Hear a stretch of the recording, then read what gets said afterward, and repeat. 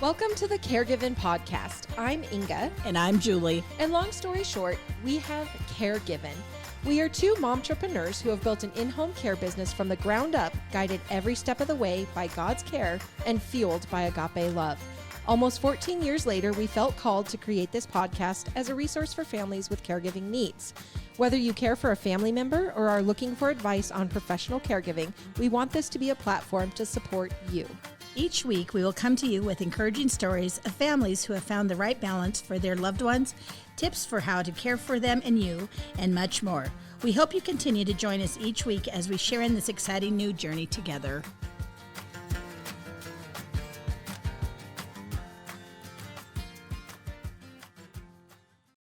Hello, Sunshines, and hello, Julie. Hi, Inga. How are you? I'm so good. Me too. Yay. Do you like my shirt? I love your shirt. I just am like wanting to wear it. It's so comfortable and it's so warm. Yeah. Do you like my shirt? I like the color. I do. I recall that shirt. Don't even fib. There may or may not be a picture of that shirt decorated with a bunch of Christmas bows. Yeah, ugly sweater thingy, where I took a whole box from Costco of the ribbon thingies and I stuck them everywhere. Yeah. And then I look like a forest, not just one tree, but a forest of Christmas trees. We'll have to see if we can pull that picture from the archives and put it on the show notes. It's worth seeing. It's ridiculous. It's great. You're very festive. Yeah. You were winning. Well, I was cold today. That's why I grabbed this, because it's the only thing I had in the room. Yeah. Like, well, me too. This one keeps me nice and warm. I love it. Yep. And where did you get it? I did get it from Lightning in a Bottle Boutique, which happens to be Bailey Lakes. It's the place to shop. It is the place to shop. It's nice for me because I will it's shop close where you by. shop, not where I shop. Nice. All right. Well, hey, shall we roll into the verse of the week? Yes, we shall. All right. This is Jeremiah chapter 17, verse 14.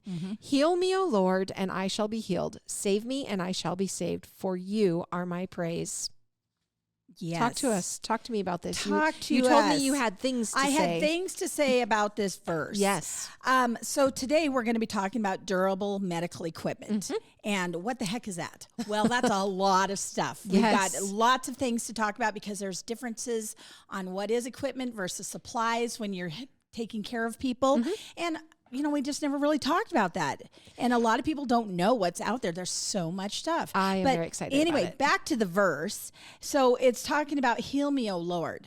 Well, that's one of those things where it's kind of hard sometimes to understand why people are going through hard times when they're sick or, and so anyway, I found this thing about Bible verses on healing and strength. And so this guy said, when I was a kid, I used to wish and pray to be sick so that I could skip school. I would pray, please, Lord, give me a slight fever, something that would convince my mom to let me stay home, but not be sick enough that I couldn't watch TV. And he said, at that point, I thought sickness was a free pass. But then when you get older, not so much, right? So and he kept talking, he goes, but whenever I now talk to people about their prayer requests, almost always, besides family, is their good health for friends, family, and themselves. And there are a lot of frightening diseases out there today. And we want to rest assured that our family and us will be safe from those things. But our faith does not bring us immortality, invincibility, or incredible powers. We are not exempt from sickness or worries. We may be even more prone to them than other people because the enemy will never stop until he has broken us. And it said he would throw sickness and diseases at us like he has done countless times before to numerous people. So this is Satan trying to break down the Christian, the believer, to be angry at God. And so it just hit me. The timing of this was really amazing. It said we must hold on to the assurance that we are not alone in this fight because God stands with us. God fights with us. The Bible is full of promises of the Lord and His love that never fails. And so we can use the Bible in tough times and straighten our faith whenever we feel like giving up. The Lord our God can heal the sick and renew our strength. The thing is, we have to believe. We have to have faith in the Lord. Modern medicine and the health professionals may fail, but God never will. Wow. I just love that so much. And so basically, when we talk about heal me, O Lord, in Jeremiah 17:14, there has been considerable evidence of how our faith can strongly influence our healing. God honors those that believe, and he grants them their heart's desire. Mm-hmm. Well, think about when someone is sick and you get a prayer chain going. Yeah. Or there's a request through the church, Yeah. and what that does. It's powerful. Very powerful. Yeah. But on the flip side, now this is really fresh and raw to me. I went to a funeral yesterday of a gentleman that was in his late 40s, very young. And for 5 years, he struggled with a very difficult journey of cancer. And God's answer for him was that it was time to come home. Yeah. But during the service, Pastor Craig was just amazing. But this guy's mom stood up and talked about this was his journey, and she had come to peace with all of that because of her son's faith. Yes. And the belief that not necessarily was this the journey he wanted, but he knew that God had chosen that journey for him. And that really has healing power. I think so too. And with the family, because he leaves behind a wife and children, and for them to have that peace and that faith and that belief that he is now in the kingdom of heaven, it is just, it's very, very big and powerful for them. Yeah. Yeah. So bringing that verse into our topic, when we're using DME, durable medical equipment, there's a reason we're using it. We're not feeling good. We might have a chronic illness, but just try to look for the sunshine, pray, to God to be with you during this challenge that has been given to you. Yeah, like you said, you're usually not using that durable medical equipment because things are going well. Because you want to, right? But thank heavens that it is available, and there are so many different options. Yeah. I'm just always blown away at how many options there are. Well, and what's cool is it's so funny. As I was pulling this podcast together, you came into the room and just kind of flipped me this magazine that I just happened to look at it while I was waiting for something to print. And there was a whole article on the newest DME that had just come out. So at the end, we're going to talk about that, because there are people that's their life work, is to come up with cool things to make our lives just a little bit easier. Because if that's all it takes. And it's always, I think every issue in that magazine, there's something new that's new coming and out. better and improved. And that is just what a blessing that we have those people in our world. Yeah, for sure. Well, let's go back, Julie. Why don't you tell us your good news story? Okay. Well, mine is kind of just actually, we're in the holiday-ish kind of season. And this is called the reverse gift list.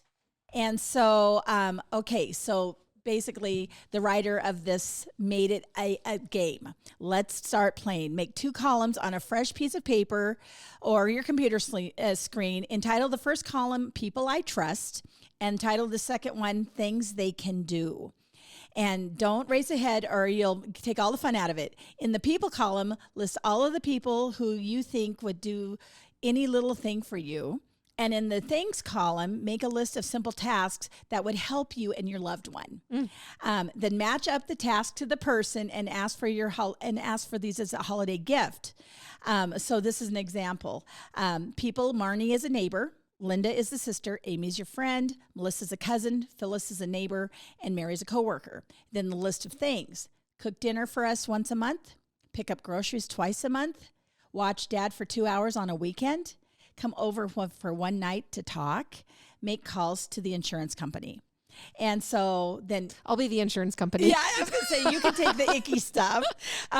So then you have to ask those people what they can do, and just give them a baby thing to do for you, but it takes a huge list off of you. That is brilliant. Isn't that fun? So it says the cost to play our new game is minimal and the winnings are great. No money down and tremendous reduction in stress, strain, and depression. So don't delay and join the millions of caregivers who have learned how to give better care for their loved ones by playing the new game, the reversal gift list. Wow. I like that. Isn't that something?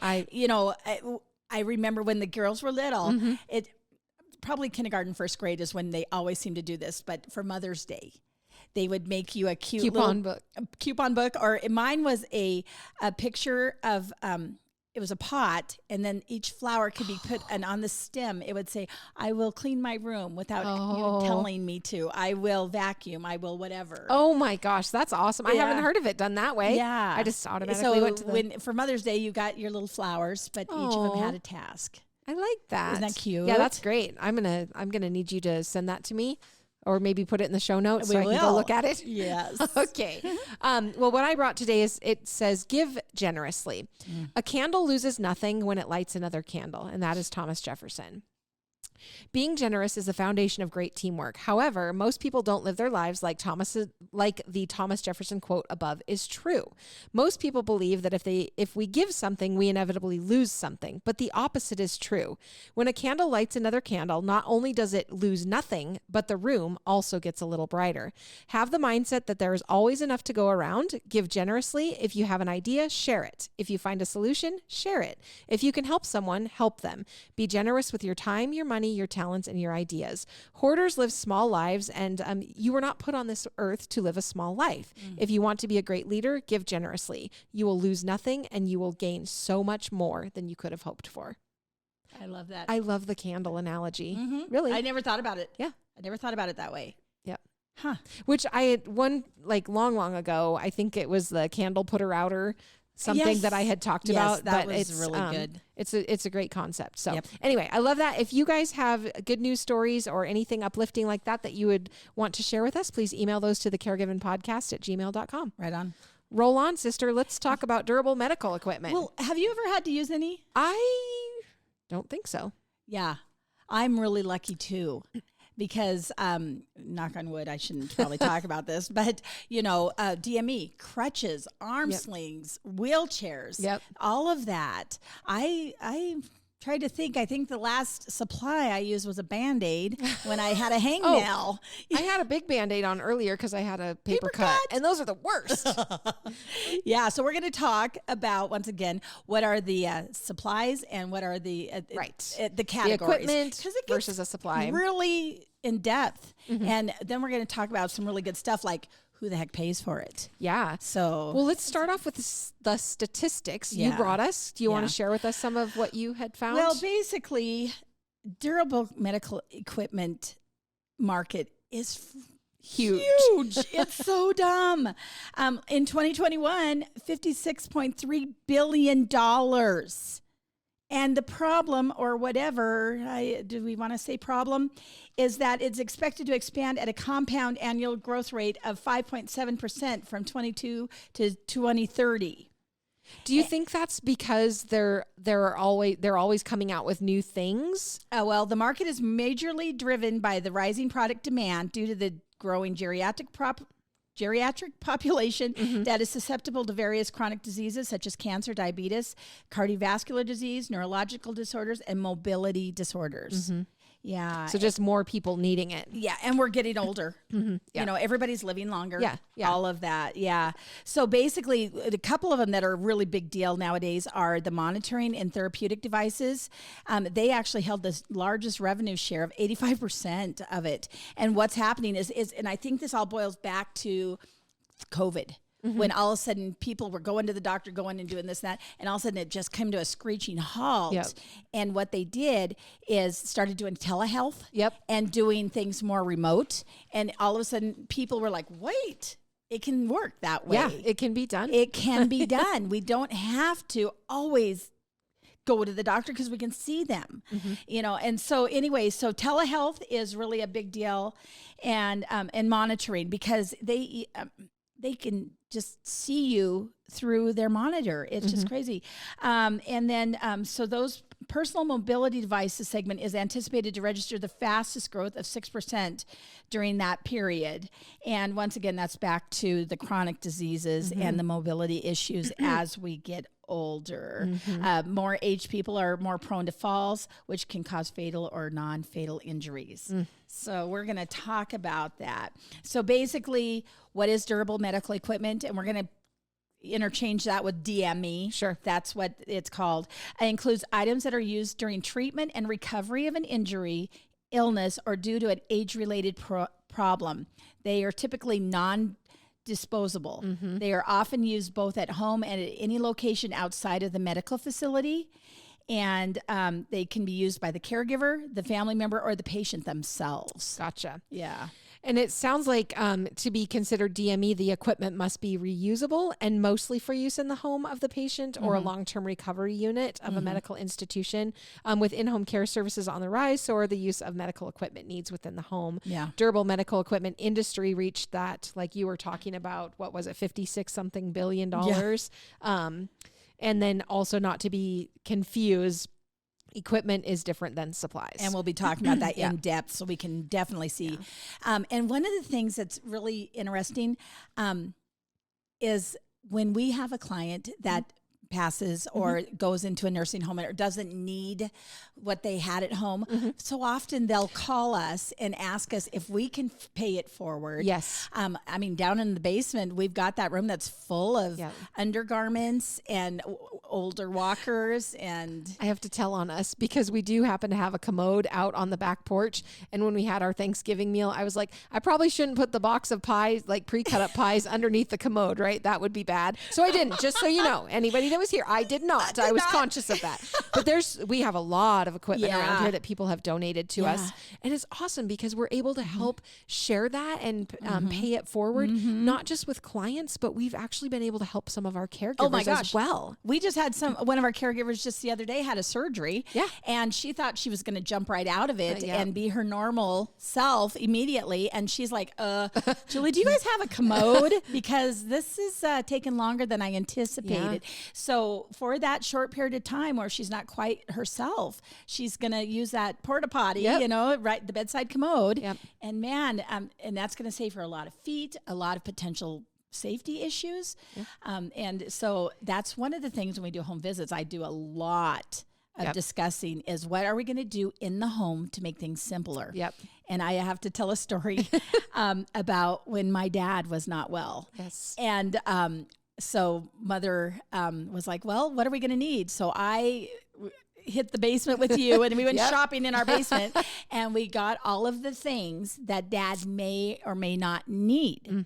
Well, my dad is it has been the biggest, toughest Montana cowboy ever, and his decline was really hard on him. And even for a cane or a walker, I actually literally had to go to the Western Supply store, and I found a walking stick that was just beautiful, and at the top around it, it had rawhide. But it wasn't a cane, and he loved it, and he would use that. He would not use a cane.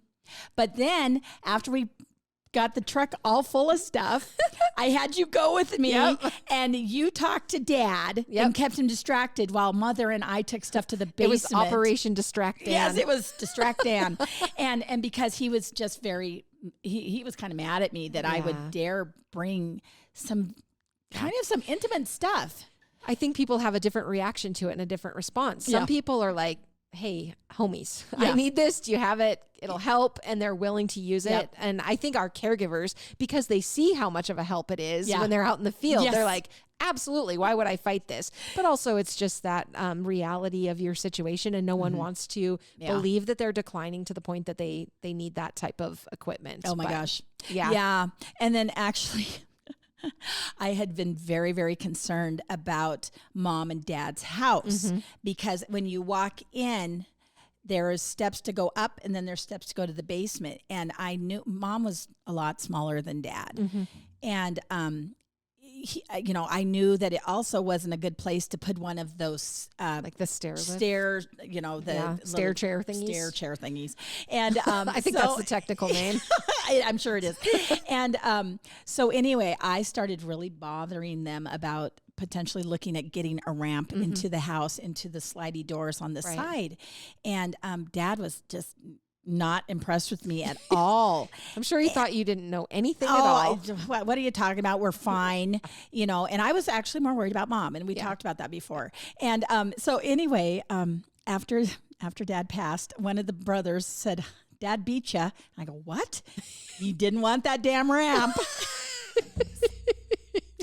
Oh, he was doing it his way. Yes, man. he was. He didn't have to ever use that ramp, and that was a blessing. But that would have been a major project. Oh yeah. And you see some of those ramps because with ADA stuff, they can only be such a slope. Yes. And then if you're going to curve around, I mean, there's it's a logic lot of thought that has to go into how that all works. Yeah. And not every single house is even set up to be able to have a ramp installed. And it's cool that they make, there are like permanent ramps, but they also make portable ramps. But let's talk about the different categories of DME. Yeah, well, let's break it down a little bit. Yeah. So we have mobility aids. Those are prescribed to patients who have a challenging time walking or who can't get around well on their own. They're used to assist the patient in getting around physically. Then you have the personal care type aids, which can include items that assist a disabled, ill, or elderly patient complete like daily hygiene type tasks, hygiene routines. Personal care aids can help a person get in and out of a bath or shower, use the toilet, and for added security from falling. They can even include products that are made up to help patients dress themselves. Yep. And then there's like prosthetic limbs. Those enable patients to perform duties that require a limb that the patient has lost. There's also orthotics. Those would include footwear to correct a problem or assist a patient in walking and receiving foot therapy at the same time. And then oxygen equipment. And those types of things aid patients who struggle with respiratory problems. And that might be somebody that's dealing with like COPD or asthma, things like that. Okay. Yeah. So there's different categories and yeah. So we're going to start. So it's important to understand what counts as DME and what doesn't, because it all boils down to money. Yes. And insurance, what's going to cover and what's not. And so I have something to say about this because at one point, Kevin, my husband, had a knee surgery and he had to be in one of those Bledsoe braces. And to be honest with you, it was shocking to me that if it was going to be billed to insurance, it was like $500, $600, $700. But if we wanted to buy it directly, it was like $100 or something like that. And I think that stuff happens, and that like the cost and what gets billed, the difference is it's mind blowing to me. But anyway, go ahead. Back to your talk about costs and who pays for what. It's terrible. It's actually disgusting. Yeah. Because I think that they have to elevate that cost because insurance is going to cut it in half, and they got to at least cover their cost. I get it. I understand, being an agency that gets reimbursed for some of the services that we provide, it's not always what it looks like, what actually happens. But it's wild to me that we have to do that. But I think you're making a very valid point. Yeah. It's tough. Yeah. Most government and private health insurance plans will cover all or some of the expenses associated with durable medical equipment. But to qualify as DME, the item must be primarily serve as for a medical purpose, be prescribed or ordered by a medical provider, be able to be used again and again, generally have an expected lifetime of at least 3 years, be used in the home, and only be used to patients who have an injury or disability. Interesting. Yeah. So the most common examples of DME used outside of the hospital, and I didn't know this, kidney machines. I had no idea. I didn't know that they did those in the I home. only thought, I think about like dialysis. Yes, we take people to the hospital for dialysis, but clearly there must be something that can be done at home. Yeah. Traction equipment, Awful. orthotics, prosthetics, oxygen concentrators, the monitors, ventilators, and related supplies, personal care aids like the bath chair, dressing aids and commodes, mobility aids, the walkers, canes, crutches, wheelchairs, and scooters, bed equipment like hospital beds, pressure mattresses, billy lights and blankets, and lift beds. So one that they didn't talk about, and I don't know that insurance does pay for it, is the lift chair. Oh, yeah. And I'll tell you what, that's one of the things I look for when I do a home visit, because in a sitting position, to be able to get up and move is very hard for a lot of people. Yeah, lots of people have to do the rocky thing. The rocky or... Well, and there's things that people don't realize is even for a very tall person, if they're down closer to how much more torque do you have to get up? Get the oomph to give up. Yeah. I love the recliner chair, or like the... what did you call it? Recliner chair. A lift chair. Lift chair. I don't know why that just went out. But anyway, because of the ability, the positioning ability, where you can be back this far, or, if you're just tip me up just a little bit, and, for comfort that way. But in terms of being able to get somebody and stand them up, they are incredible. Oh, yeah. Such Instead a of huge reefing help. on yourself and a potential back injury, they just gently come up into your arms and you shift, pivot them, sit them down, whatever you're going to do. Just a little boost. Little boost. It's the best. Yeah. So, so specific examples of the durable medical equipment. One of a very common piece is the hospital bed. And you know what I'm finding is that a lot of our clients are now having to wait to get their hospital beds because of the demand. I was going to ask if that was the reason. Mm-hmm. And then we've recently encountered where people are getting parts and pieces to the hospital bed setup, but not everything. Yeah. So that's a problem. Oh, that's a big problem. Yeah. Yeah, because when you need the bed, you need it now. Yes. And you don't just need a piece of it. No. It really needs to all be there to work correctly. Yeah. And I don't know if that's post-pandemic or what, but I remember one time I was at a home visit, and while I was there, one of the DME places showed up, and the guy just came in, brought all the pieces of the couch or the bed. And they were going to have it in the living room. So we moved the couch, we did all of our stuff, and he was that fast at being able to do it all. They're incredible. And so efficient and so fast. And then we were able to get Mama into the bed and get her comfortable. But that was quite impressive. I was very impressed with that. It's like they're professionals. That's their thing. They can be ordered as a temporary or long-term basis, depending on the needs of your patient. Hospital beds are prescribed for patients who need to remain in a certain position that normal beds do not allow. They also allow attachments needed for patient health to recover that cannot be attached to normal beds.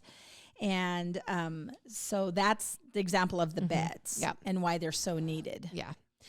So basically talking about the durable medical equipment versus supplies, the main difference is that medical supplies, they're items that are used for patient care, but they're more of a disposable, or like you use them once. Okay. So examples of a supply would include a blood sugar testing strip. That would be for diabetics. They also might be like disposable gloves or things that a caregiver would use every day. Supplies can include bandages, catheter equipment. So I didn't do durable medical equipment today, but I did do a supply with my Band-Aid. With your Band-Aid? Yes. So that's a supply. So excellent that is example. a supply. Yes. So needles for injection kits, diapers, or like, what are they? Not pull-ups. Those are the small people. It depends. Yeah. Yes, those would be considered supplies. So durable medical equipment is generally prescribed for long-term use to help those in recovering from an illness or an injury. Oftentimes in the case of the elderly, this durable medical equipment, it's probably going to be prescribed for just an infinite amount of time. Well, that's good. And they don't have to keep messing with it. I mean, I think things like oxygen are different. That has to be, you're not going to get that. But like, maybe a hospital bed or wheelchairs, things like that, walkers, they're prescribed. Once you and that's get just yours, and it's yours to keep until forever. Okay. Yeah. So there's also a difference between the DME and adaptive equipment. Okay. So the DME includes reusable devices.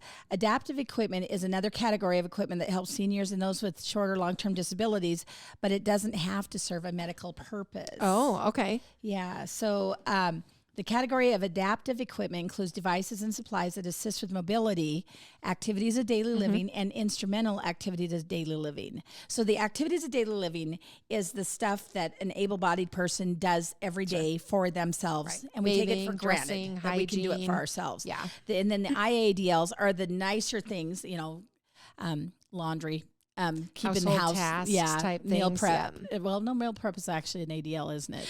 I think it depends on the program that you're working with, because through the Medicaid program, meal preparation is considered an activity of daily living, but a lot of them it is not. It would be an incidental. So right. So when we're talking about the ADLs and IADLs, that means things that help making dressing, bathing, toileting, eating, communication, entertainment, and mobility easier, safer, and more accessible. We have a big chart here. We love charts, especially if you're me. Do. So most adaptive equipment for the activities of daily living would include like dressing sticks. So I think about, would that be like, have you heard of a shoehorn? Yeah, those. Is that actually on there? That's the next one that's online. It is? Oh, how funny. I didn't even look at that. I just was thinking about, I just remember shoehorns from like my grandparents or something. I must have learned it from them. I always break the back of my shoes, so I should have used a shoehorn. Oh, yeah. because they just slide right in there. Yep. But the dressing sticks are those little things that got the little pinchy thing. Oh. That like if you have your sock. Yeah. And you can help Pinch it pull and it help up. pull it up. Mm-hmm. Nice. I think I need one of those for like getting cans out of the cupboard that are tall. Yeah. Have you seen those ones too? Yes. I envisioned something similar. Yes, that's funny. Button hooks. Elastic shoelaces. Oh my gosh. My brother, this killed me. He came over for Thanksgiving and he had on these like slip-on shoes and he was thinking that he was like, yeah, I've got these really great shoes and these are awesome. And then he realized that they're the same exact shoe that my grandma Fisher wears for ease of use. It is a men's shoe, but it's just... It was really funny, I think, when he realized that these shoes he was so excited about were an exact match for his 90-plus-year-old grandma. Yeah, it was great. Anyway, she was using them long before him. Oh, so yeah, she was smart a long time before he was smart.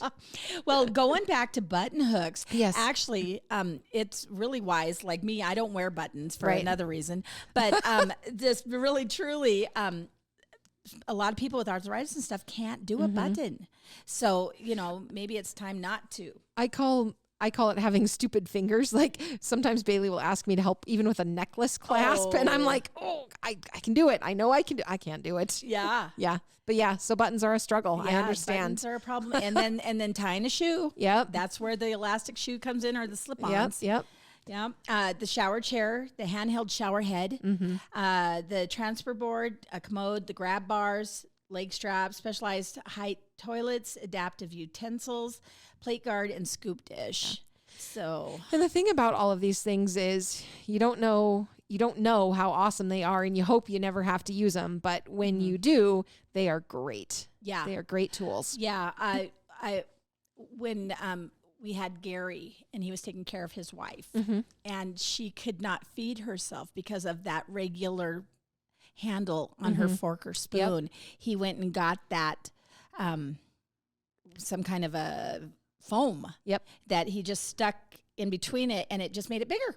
Yep. Then she was able to grip onto it and hang on to it. I mean, silly little things, but amazing. I think that a lot of this stuff is just developed out of the school of hard knocks, right? Oh, absolutely. Figuring this stuff out. Absolutely. But it's really amazing to me. And it's just that I take it for granted that I've been in this business long enough now that when I do a home visit, very often people want me to look into their bathroom. The bathroom is the biggest thing.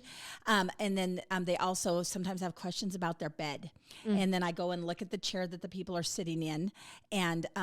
And so, but the bathroom is where the most injuries usually happen. And we talk about all of the different DME you can get to make things easier. Just even to go to the bathroom or take a shower. Yep.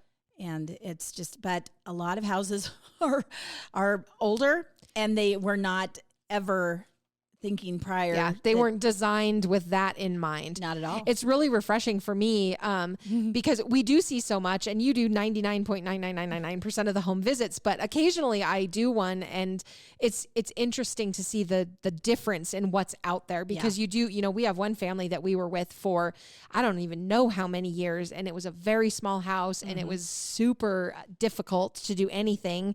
And then the flip side of that is I go to one that the entire house has been laid out with ADA and with aging parents in mind. And the forethought of what are they going to need in the future is just crazy to me. I do not have that vision. We're getting better about that. Yeah. The other one that I just saw just last week, I did a home visit, and this person is not going to be able to use the bathroom like they used to. And so the family just gutted the thing. Yep. And they just put tile down on the walls, on the floor, so that that person is wheeled in with their bath chair. Yep. And there's no corners to go around. It's just a big open space. Big open space. Yep. And it's a beautiful thing. Yep. They were able to do that. Yeah. And adapt to that. Yep. For those needs. Some of the adaptive equipment for IADLs would be things like communication boards, hearing aids even, screen readers, and speech generating devices, amplified telephone equipment, adaptive toys, adaptive sports equipment, fall detection devices, and wearable call buttons.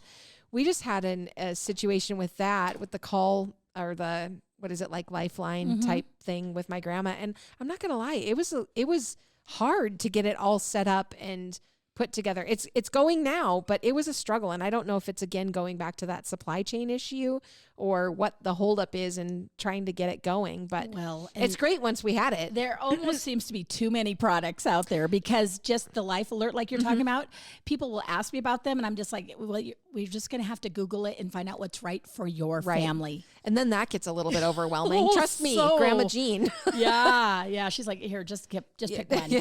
Yes. So the one thing to think about is for activities of daily living, those are usually medically necessary. The things that you wrote for the IADLs are not considered medically necessary, so not a durable medical equipment, so they won't be covered by insurance. Right. Generally speaking, they're not going to be. Make things easier, but that doesn't mean that they're going to get paid for. Right. Yeah. So, there are a few exceptions. Medicare labels commodes, canes, scooters, and wheelchairs as durable medical equipment for certain situations. Situation dependent. Yeah.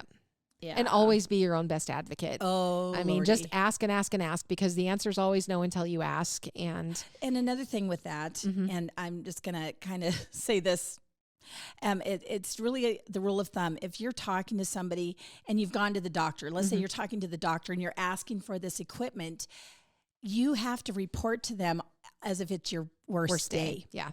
And I mean, this is a big piece of information we're giving out right now.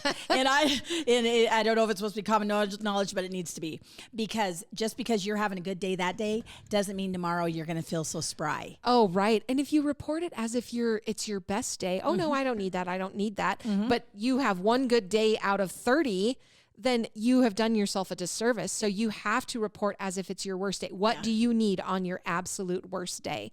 And we just had a situation this morning with a client that called, and he's in a hospital bed situation, and asking, he's got one program that's trying to help and another program that's trying to help and one program that's not helping at all. And I'm going to the doctor. Should I ask for a script for this? And I said, absolutely.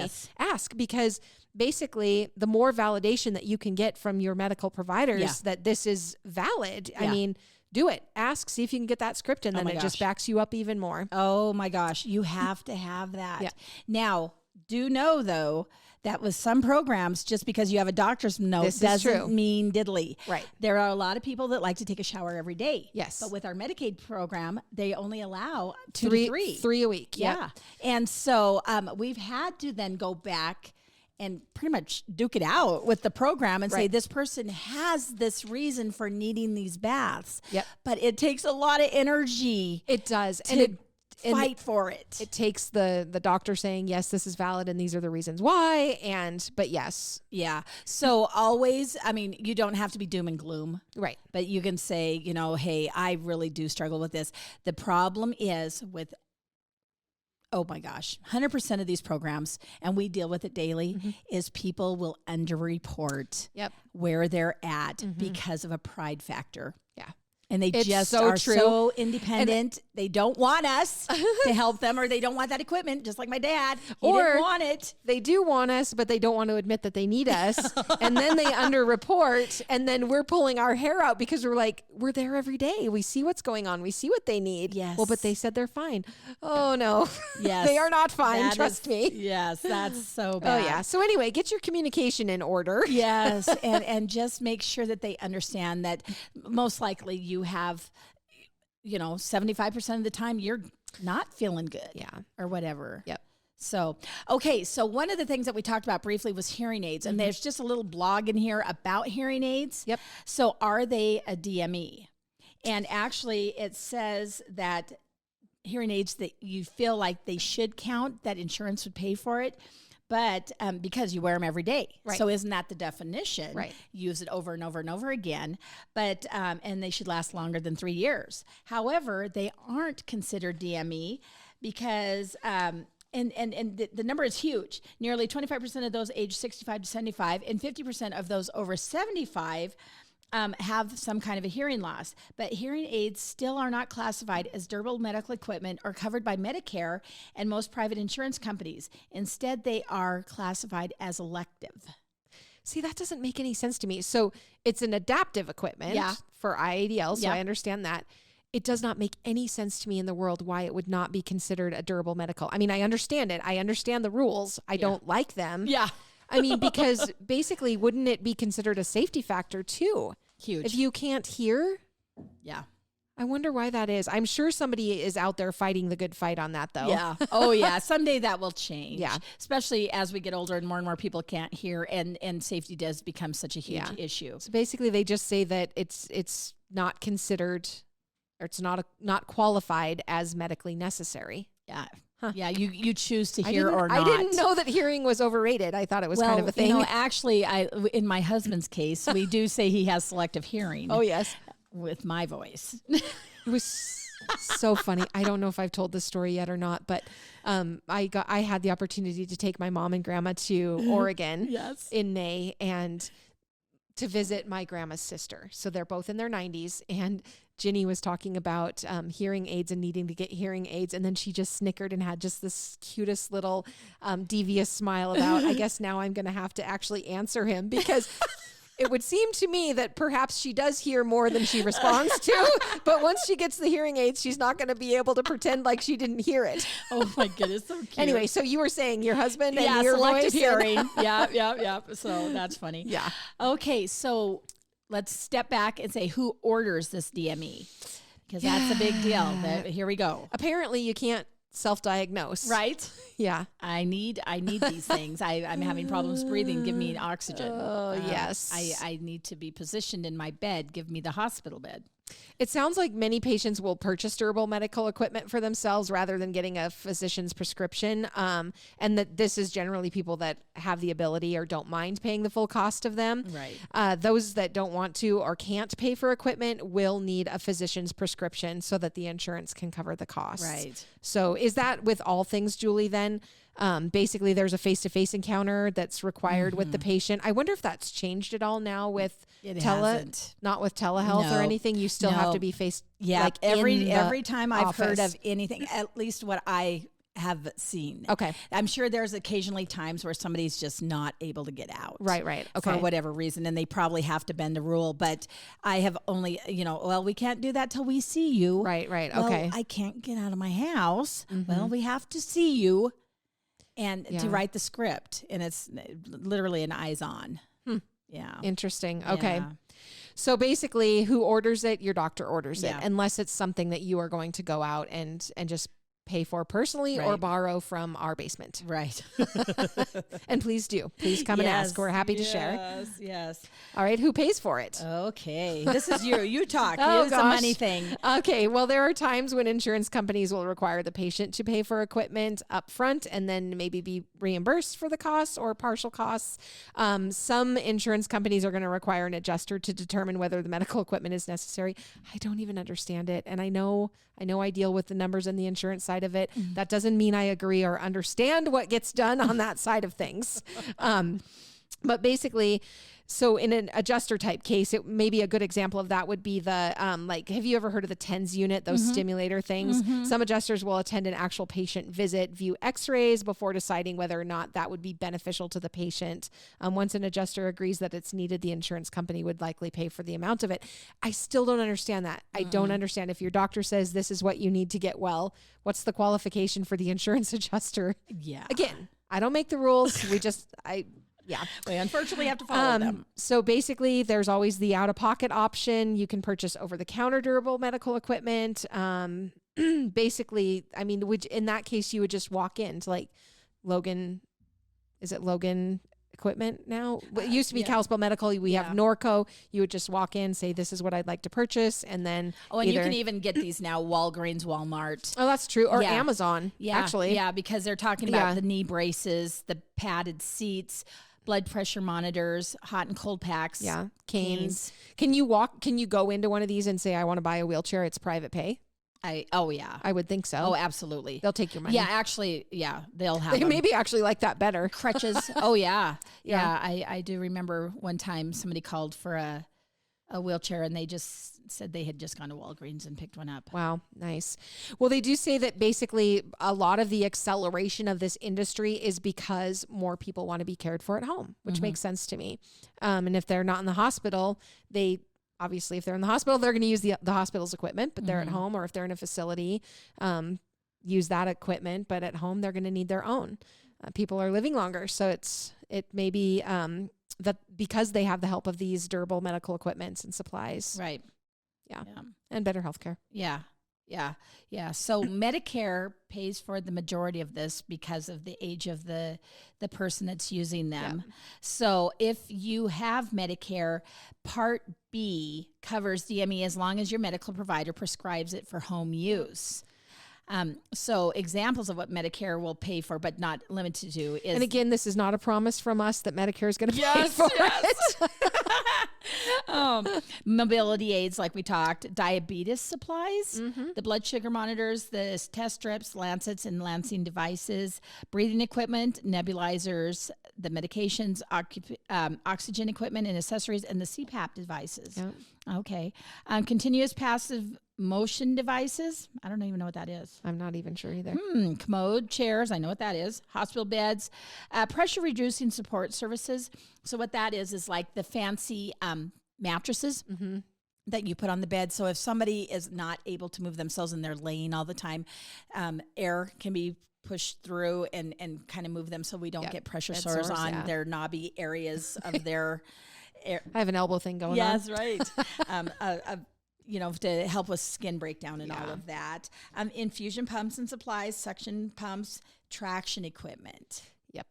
And then the things that Medicare does not pay for, equipment that's primary purpose is to help you outside of the home. It doesn't give me examples, though. Items designed to improve your comfort or add convenience, like grab bars, air conditioners, or toilet seats. Single-use items like incontinence pads or surgical face masks. Home modifications, such as widened doors or ramps. Items purchased from a supplier or business that does not accept Medicare payments. And basically, I think it's a situation where I would always ask first, right? Yes. You always want to try to get it covered by Medicare. And then if they can't, or maybe you get the no right off the bat, but always ask the question first. Well, and the problem is there's a lot of people that are not on Medicare. Yeah. So you hear a lot of the things like we just mentioned, the diabetes supplies. There's a lot of people that will reuse their stuff over and over again because they simply can't pay for it. It's also important to know that, yes, Medicare pays, but they may not pay 100% of it. So under the original Medicare, it would cover 80% of the cost, and then the person would be responsible for 20%. Oh, okay. Part B deductible would apply, and basically you need to make sure that your doctor is prescribing the equipment and that who they're prescribing from or the supplier is enrolled in Medicare, doctor and supplier. Right on. Yep. So that you can meet that, because if either of those things don't line up, then Medicare is not going to pay the claim at all. Medicare is actually a conundrum. Yes, that's a great way to put it. Yeah, there is so many things. Like my mother, for example, when she went on Medicare, she didn't get the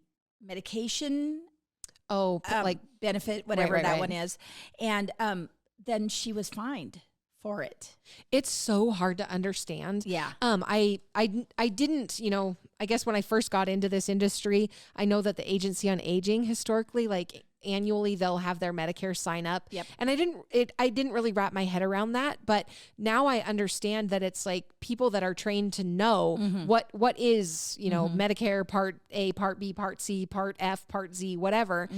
Because how would we be expected to know what all of those things actually mean? Right. And depending on what you have, just like you said, Cheryl doesn't have one component of it unknowing to her, and now she gets a fine because she doesn't have it. Well, and you have to be a little bit careful, because we have fought several times with many people with Medicare Advantage.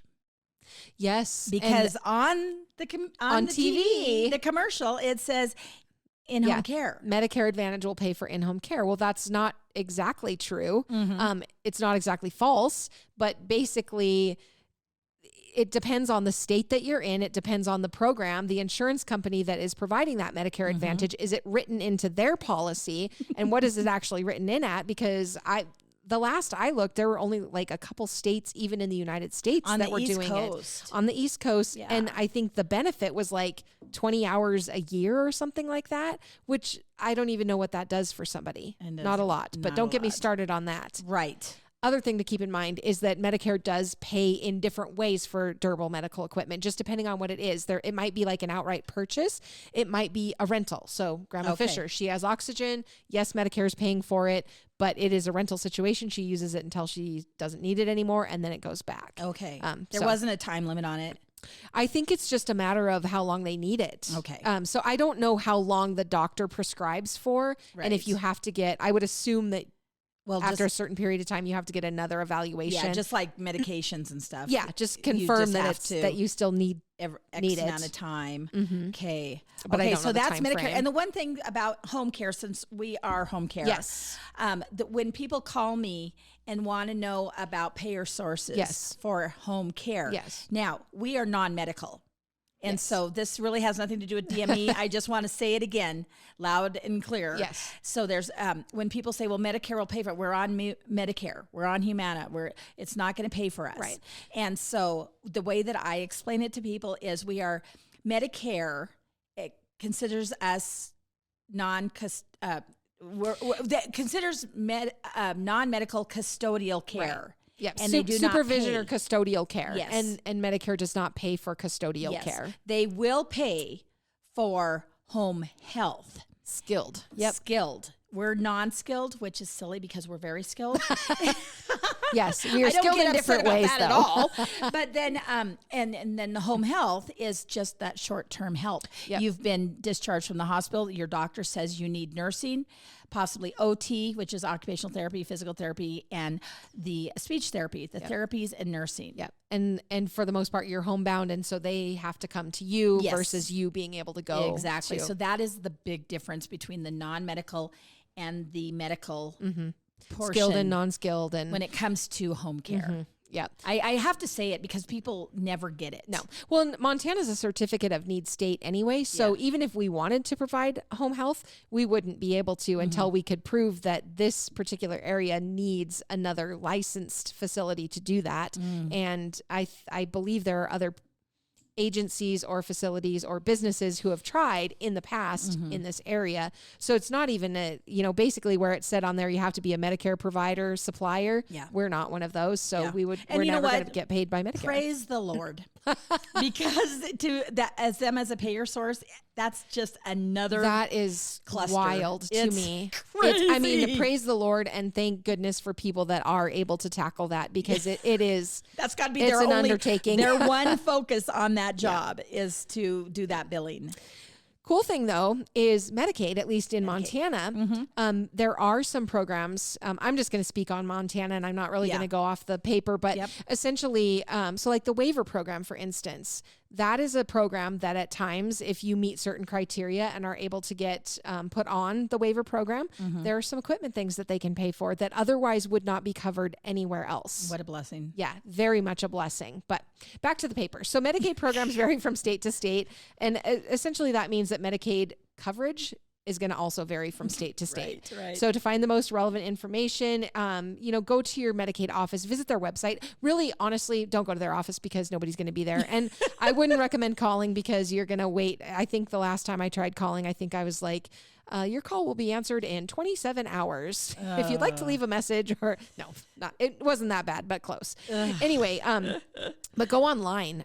Montana Medicaid has a lot of information online and it's not hard to find or access. So, receiving Medicaid coverage for durable medical equipment usually looks like you get a medical justification letter from your provider. That would be your medical provider, doctor, outlining why you would need it. Choosing your Medicaid approved supplier and giving them the letter. And then the supplier is going to fill out your prior authorization application, send it to the state Medicaid office. State Medicaid is going to either approve or deny it. And if it's approved, the supplier is going to send you the DME and send the bill to Medicaid. So it is a process, but enlist your medical provider to help you with that. Yeah. And stay vigilant on it. Absolutely. You have got to stay on top of it because there's a lot of people going through this. And so, but if you are denied, then just you have the option to have it appealed. Yeah. And you should be provided with a letter outlining why they denied it and then what to do to appeal that. Yeah. So push back, man. If you're denied, push back. You know what? And I don't know the 100% validity of this, but I've always heard that there are some programs where they just automatically deny you the first time just to see who's going to fight it or not. You know, you've got to be an advocate for yourself. Yeah. Other ways to pay, private insurance, veterans health care, private pay. Sometimes there are maybe nonprofits or other state assistance, and that's just going to be, you know, digging around, searching around in your state, calling your agency. And what do you need? Do you need a scooter, wheelchair, so you can be outside? Yeah. There are businesses that's all they focus on. Yeah. The veterans, you know, really cool. We have the veterans pantry here, and we actually had Cinnamon here, and she was one of our guest speakers. They do amazing things, and not just for the veterans. It says veterans pantry, but it's everybody can go there. It's amazing. Yeah. All right. Yeah. So if what else do they need to know? Looking for that place that Medicare does accept, get online. Yeah. And talk. You just basically put in your zip code. Yep. And it will if you don't have the ability to do that, call an agency like ours and we'll try to help get you lined out. Yeah, for sure. Because it can be overwhelming online. Oh my gosh, yeah. So this is the magazine that Inga flippantly threw on my desk yesterday, and it's Home Care is the name of it. And we get it monthly. Yeah, I think we do. And I just happened to be going through it, and all of these different things came up that are, and it literally says new on the market. They're Vacuade 7325. That sounds very important. Oh gosh, it is a suction machine. There's a really cool thing, a shoulder compression wrap. Oh wow. And it shows a picture of like your whole shoulder. I bet you that's hard because that's an angle and a weird way to conform. I forgot about the ice machine. Do you remember those? Like when my grandma had a knee surgery, there's a machine that basically it's like ice, and you put the strap around your knee and it just continually pumps ice in and around. Oh, to keep and then puts compression on there. And gosh, I had forgotten about Kevin. With circulation. It helps with circulation. Yep. And then with that swelling, and Kevin used it on his. Grandma used it. Yeah. A lot of motocross racers have used that with knee injuries. Anyway, so that shoulder compression wrap makes me think of that. Yeah. And it looks like it has the ability to be hot or cold, huh? Yeah, pretty amazing. They have a ton of different kind of oxygen concentrators. Yep. Really, truly, it does get overwhelming. The blessing for Grandma Fisher when she was on oxygen is that we had, Granny, Kevin's grandma, had an oxygen, like the concentrator, the portable one. And so whether Grandma actually needed to use it when she was out or not, it was just very comforting to know it was there and available to her. Yeah, that's a good thing. Yeah. Step to tub. And it's a bath step stool that's made of industry grade steel and features an extra wide landing base and a non-slip bath step to reduce the risk of falls or slips and trips into and out of the tub. That looks neat. Now, how about this one? The Toilet Vader. The Toilet Vader raised toilet base. Safe alternative to raised toilet seats. Placed under the toilet. They do not slide off, and it does not need additional cleaning like the removable seat. Oh, see, there you go. I'm getting that damn thing. So it's basically just grosser than those. Oh, yeah. It's just an elevation that you put on the floor first and then set the toilet on top of that. They're doing it backwards, what most people do. Yeah, I like that. That seems a lot more hygienic. And they make it in two different lengths, one for the standard potty and the other is the grand.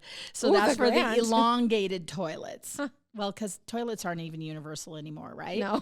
Yeah, stand-up They make some fancy toilets these days. Oh, my gosh. Grab bars. Now, the thing about grab bars is they have the suction cup ones. Yes. But you got to be careful because those can pop off. Yeah, those make me very nervous. Yeah. But you may not have an area where you have enough base behind the wall to be able to attach to screw it in. So, I mean, they're a good thing. Don't get me wrong, but it would make me nervous if it failed. Well, and how much torque are you using on it? Yeah.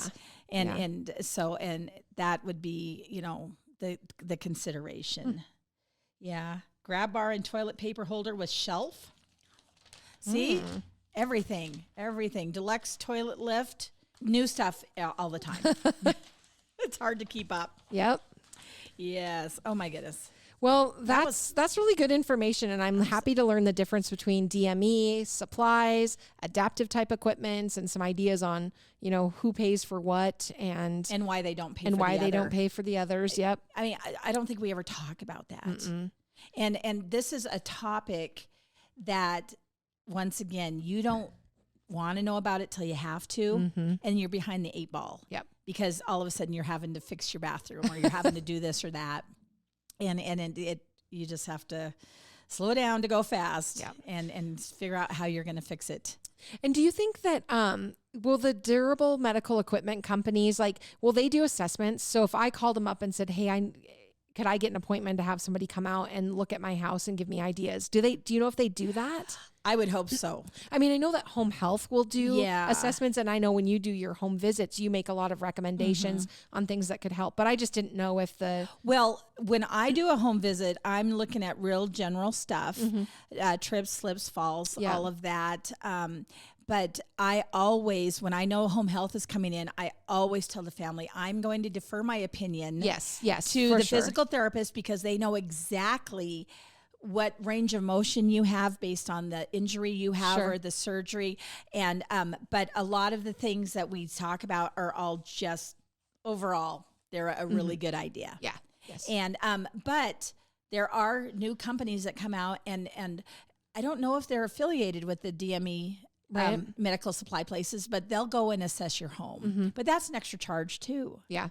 So I would hope that and truly I think they would have to, because you can't just give anybody any old hospital bed. Right. You would need to know. Fit in their room, or is where, you know, how big is it? The whole thing. Yeah. I think there's got to be some kind of assessment. There's a science to it, I would say. A big science. Yes. Well, thank you so much. That's been a great topic. Talk to me about your grandma saying. The word of the day is scuttlebutt. Ooh, what's the scuttlebutt? Scuttlebutt. Grandma always wanted to know the scuttlebutt, or if she already knew it, she was willing to share it.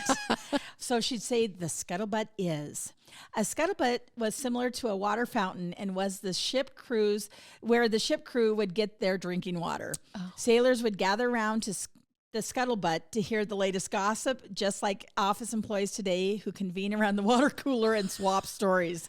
Grandma is in her 90s now and lives in a wonderful assisted living home. The nurses tell me she's always asking everyone for the scuttlebutt, and that she's known as the person who knows things. Oh. Whenever I call or show up for a visit, the first thing out of her mouth is, "So dearie, tell me, what's the scuttlebutt?" I think the youths are calling it the tea these days. Oh, that's awesome. Well, thank you guys so much for taking some time to listen to us today. We appreciate it. And if you haven't yet, please go subscribe. You can do that, really anywhere you listen to your podcast. Spotify, Google, Apple. We're everywhere. We're everywhere, even on the YouTube. Join our Facebook, Karen Sherry Paga. We have such good stuff on Facebook. Thank you, Alyssa. Yes. She does a beautiful job on all of our social media. Yes, she really does. And makes us look darn good. Yep.